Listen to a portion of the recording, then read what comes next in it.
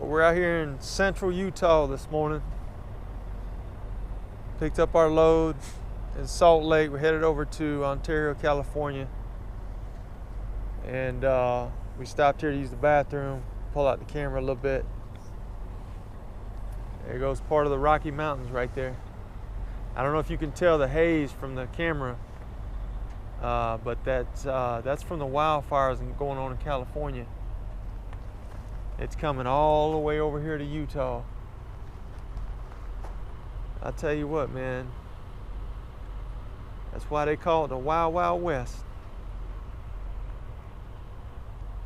But yeah, we're probably gonna spend the night down in Vegas. Not 100% sure yet. My engine light came on my truck, I don't know, a couple hours ago. And I don't know why. Because it's a brand new truck. I ain't even put 10,000 miles on it yet. So hopefully we ain't gonna have no issues. I checked all my fluids and everything looked good. She's running. I'm checking my gauges. I sure don't want to call breakdown. I got another load waiting on me when I deliver this in Ontario, California. Picking up about 40 miles down the road from there. And then I got and that load goes all the way back to Greensboro, North Carolina. So I sure don't want to miss that load. But we're gonna get on down the road here. Try to make some time.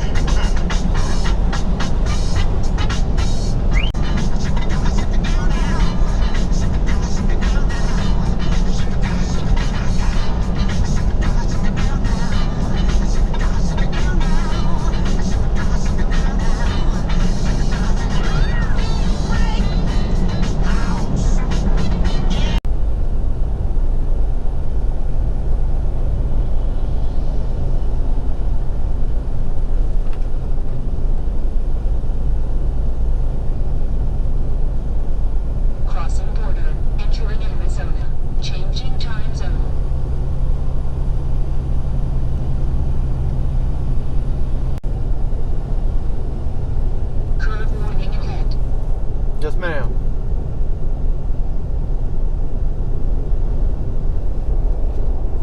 Mesquite, Nevada. No, we're not there yet.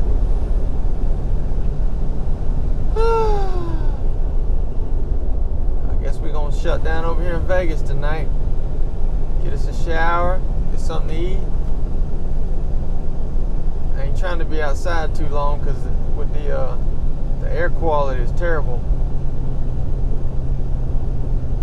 Coming through the Virgin River Gorge. Curve warning ahead. these super truckers want to come flying through here. That's why they ass end up upside down in the damn ditch. You know? Excuse me. Especially this guy with this tanker right here. Knowing he can't stay upright. I'm pretty heavy. I've got just shy of 75,000 total weight. So believe me, it can get away from you if you don't stay in control. It'll make you famous out here. People die out here trucking and being stupid most of the time. It's either inexperience or being stupid. You know, and everything. So my number one objective is to get there safely every time. I ain't finna risk my life. I ain't gonna risk the load. I ain't gonna risk the equipment. None of that. If I want to be a sportster, I'll get me a damn Dodge Challenger. Oh, by the way, I wouldn't mind having one, but I'm afraid if I get one with my CDL license, I know I'm going to want to punch it. And believe it or not, everything you do in your personal vehicle also affects your commercial driving record. They see all that. If I get a ticket in my personal vehicle, I believe I have 2 business days to let my company know. Curve warning ahead. Pretty sure. Or it might be the next business day. I don't know. But I know you can't be waiting and waiting. I know people, drivers will, let me shut this off. I don't need that. I'm watching the speed limit. They'll get a ticket in their personal vehicle and then try to hide it from the company. Well, these companies, they periodically will do MVR checks on you anyway. And you're required, part of your orientation is you sign a lot of paperwork, and one of the papers you sign is that if in the event that you ever get a ticket of any kind, personal vehicle or work vehicle, then you are to let your transportation company know. That's just part of the deal. Because believe me, the insurance company will find out too. Sometimes that's what happens. The insurance company will find out before the company finds out. They'll say, hey, so-and-so got a ticket. God forbid it's a ticket for speeding in a construction zone. Here go the Virgin River right here. I've been through here before. I just never had my camera ready. But it's amazing how you'll leave one state like that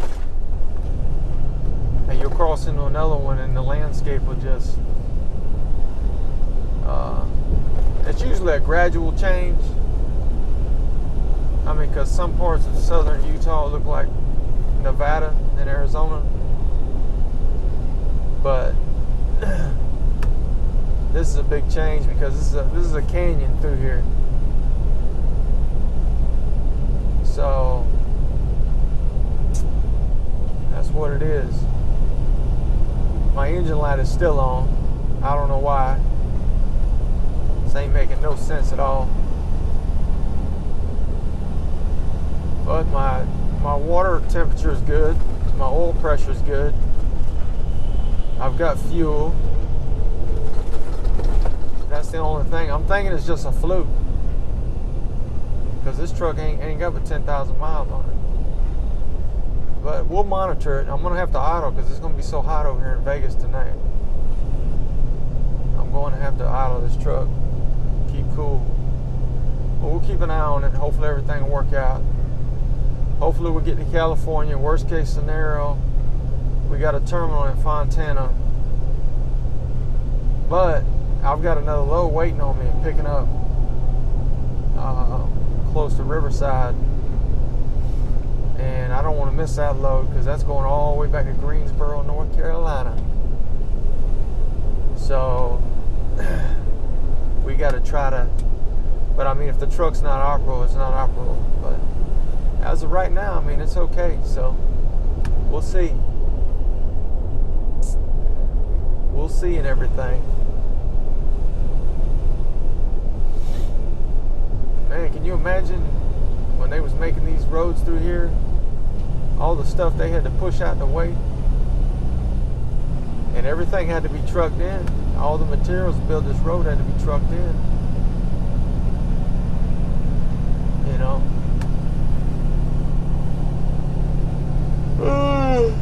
We're getting tired. We're only doing about 400 miles a day. But, what wears you out is this heavy load and then going up and down these mountains. It wears you out, you know? So, not a whole lot you can do about it. Now, I should be getting the load I'm picking up that'll take me back east. It should be a light load. I've been to that customer before. That's one of our regular customers. So, we'll pick it up in the morning. I'm not sure if I'm going to leave first thing in the morning. My appointment tomorrow ain't till 1300. So we're going to be sitting on this load almost 24 hours. Can't deliver early. They won't take it. In fact, I think they get fined. I'm going to the Sam's Club, so they'll fine them if you try to deliver early. So about the earliest I can get there is maybe 30 minutes, maybe 45 minutes at the very most.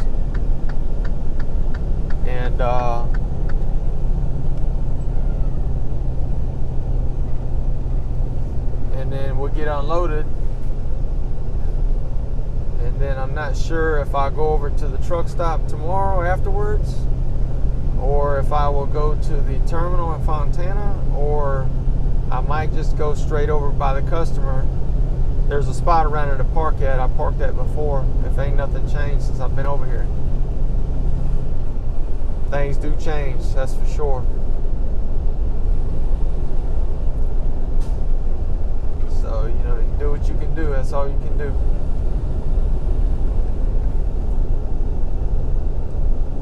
I'm fixing to pull over here and use the restroom. Hopefully this ain't the police over here.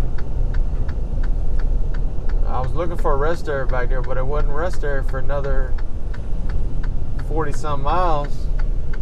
Probably when we get into Nevada, that's probably when we're going to get one. So I wanted to use the restroom and everything.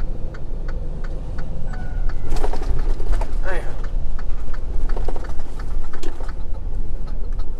I'm going to stop here and use the restroom right quick. And finish it on up. We ain't got too much further to go.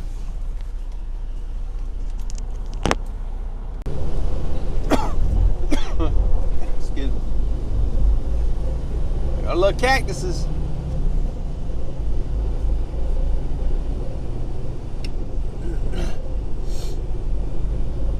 Man, you see some big old cactuses in Arizona.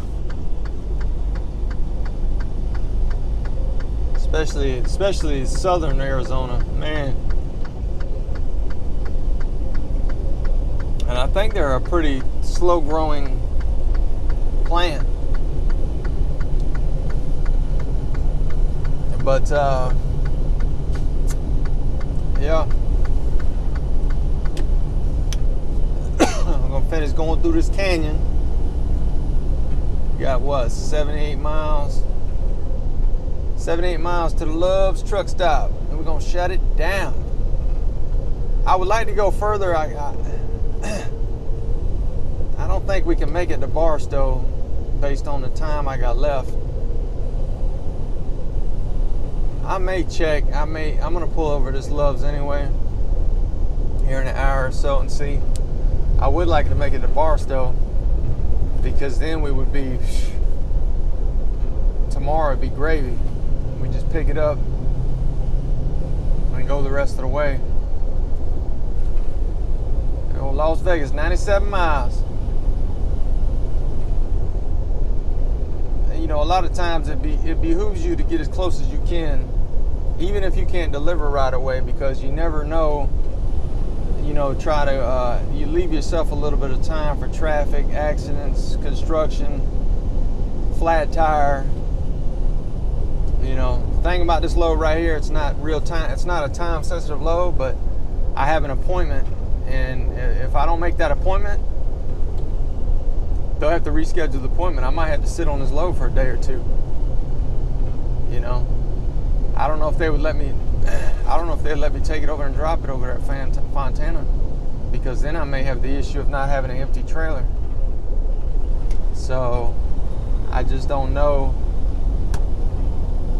So keep from even taking that chance. We just get there on time, and unless it's something, you know, we just can't control, you know, like the truck. You know, the truck ain't running right or something, and ain't nothing you can do. You know, I've learned that out here. There's no sense getting worked up. There's no sense putting yourself in a bad state of mind, because, man, look here, I'm a long way from Tampa, Florida. So I mean, take me days to get back there. So ain't nothing I can do. If I did break down, then obviously I'd have to get towed, or most of the time, the tow truck drivers, they'll run you to a hotel near wherever your truck's gonna get worked on at. You know, but yeah, who knows? You know, a dealer may be 100 miles away. You know, I'm sure they got one in Vegas, but you know, you get out in the middle of no damn where, and you know, you end up getting towed. Now, the furthest I've got towed before, I was in Byron, Georgia, and they towed me up to Atlanta, which wasn't too bad. It was maybe an hour and a half, you know. But I was getting kind of frustrated because I had been waiting. They done sent a service guy out there in the pickup truck, the van, and he couldn't do nothing with it because it was something, you know, to do with the computer. And so I was sitting there waiting for a damn tow truck. By the time all the messaging got back, because there's so many people involved, you know. By the time they decided, okay, yeah, send him a tow truck, man, I had done been there 6.5 hours. I was getting a little upset, you know, because the guy had already came. The initial guy that couldn't do nothing with it, he came and went pretty quickly. So I actually had him sit on my bunk back here, told him get in the truck. I drove him around the parking lot and see what it was doing. I mean, the truck was completely shutting down. Now you see these dummies right here to be speeding around these curves like that. A lot of times they don't end up keeping their truck in their lane. They end up crossing over. You got to be careful of that. Now he did good. Oh, he went over a little bit right there, see? And that's the trouble with going too fast around these curves, is you end up crossing over into other people's lanes, and then you cause an accident that way, you know, because they want to be a super trucker. And there's Warner, he ain't got no business at all pushing it and everything. And look, you get an accident that blocks both these lanes right here. Ain't no shoulder. Man, you could be stuck here for hours and hours until they get the emergency personnel here. They get the tow trucks in here, depending on how bad the accident is. Man, you could be stuck. I mean, you can be really, really stuck for a good while in a situation like this.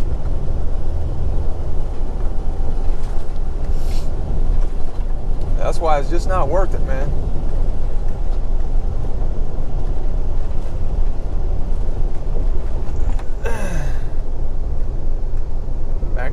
Back her down, Miss Betsy. Got 5 miles over. I don't play with these curves, man. You know, and then I got so much weight back here. You know, once you start going off the road, that weight's just gonna take you. And for people that don't know, the payload is heavier than the truck and trailer by itself. So you figure the truck and trailer empty with fuel is 34,000, right? And then you got 40 plus thousand. Like this one's about 41,000. It's not as heavy as I've had some loads coming through these mountains. I've had loads 45, 46,000, and that's up there around the maximum right there. I mean, you ain't got, this ain't too bad, you know. Like this truck right here has got the D12, which is one of the smaller liter of the motors. You know, I feel like if you got a bigger liter, like a 16, you also have more stopping force. You know, because you got a bigger engine, and plus you can climb these hills a lot better. But that's it. We're out of the gorge right now.